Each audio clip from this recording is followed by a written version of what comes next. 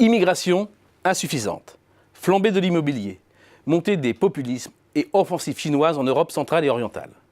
Voilà les grands éléments capables de faire dérailler le modèle allemand. À contre-pied de toutes les projections, la population allemande s'est pourtant accrue de 2,6 millions d'habitants depuis la Grande Récession. À l'origine de ce mouvement, l'explosion de l'excédent migratoire sous l'impact à la fois de l'arrivée de jeunes issus du pays du Sud et de l'Est d'une Europe alors en pleine crise, puis des différentes vagues de réfugiés venus de pays en guerre, notamment de Syrie. Toutefois, les entrées sur le territoire reculent depuis 2016 et le solde migratoire est revenu à un plus bas niveau, même s'il reste toujours très positif. L'enjeu est fondamental pour la croissance future. Selon une étude de l'Agence fédérale pour l'emploi, l'économie allemande aura besoin chaque année, et jusqu'en 2050, de 400 000 travailleurs originaires de pays hors Union européenne pour faire face au vieillissement des actifs. On est en droit de se demander si le pays peut attirer autant de candidats malgré l'adoption en décembre dernier d'une loi visant à faciliter la venue d'une main-d'œuvre étrangère. Surtout se pose le problème de l'acceptation par les autochtones de cette nouvelle population. L'extrême droite radicale, l'AfD, représente déjà 15% environ du corps électoral en moyenne et près de 20% dans certains Länder. La flambée de la pierre en Allemagne depuis 2008 est un autre bouleversement majeur. Longtemps amorphes, les prix de l'immobilier allemand ont bondi de plus de 44% depuis la Grande Récession.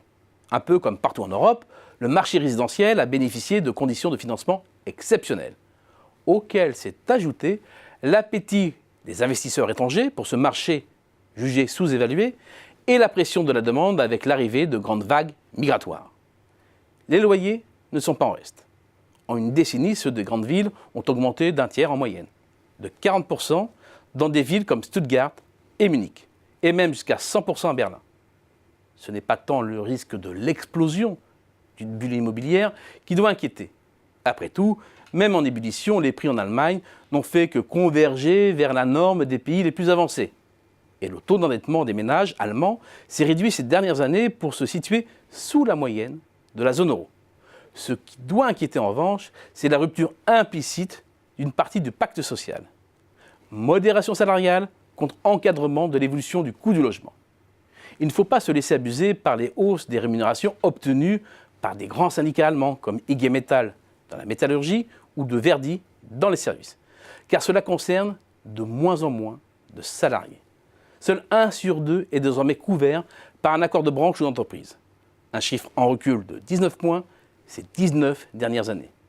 Finalement, selon une étude de la fondation Hans Beckler, un actif sur 8, soit 4 millions de personnes, vivent dans la précarité des petits boulots depuis des années et manquent de protection sociale. Avec la flambée de l'immobilier, c'est donc tout le modèle social qui craque.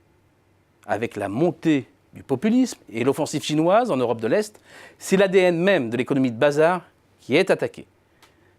Les industriels allemands ont joué à fond la carte de la sous-traitance vers les pécos pour profiter des bas coûts de production, en prenant bien soin de conserver sur le territoire allemand les maillons de fabrication décisifs à plus forte valeur ajoutée et d'assemblage. Un simple regard sur les différences de coûts de la main-d'œuvre permet de mieux saisir à quel point cela a donné et donne encore un sérieux avantage aux entreprises allemandes. Des écarts vont de 2,4 avec la Slovénie, pays le plus cher, à 7,4 avec la Roumanie, pays le moins coûteux. Or, la liste des pécos dirigés par des gouvernements nationalistes et ouvertement europhobes ne cesse de s'allonger, ce qui n'est pas sans poser le problème du maintien des relations commerciales avec ces pays et de leur stabilité. À cela s'ajoute l'offensive de la Chine dans la région, notamment dans le cadre de la nouvelle route de la soie pour faciliter le transport rapide de marchandises entre l'Europe et l'Extrême-Orient. L'excès d'épargne, la montée du protectionnisme, les faiblesses du système bancaire complètent la liste des menaces. Finalement, sous la très bonne performance économique de l'Allemagne se cachent des risques qui s'amplifient.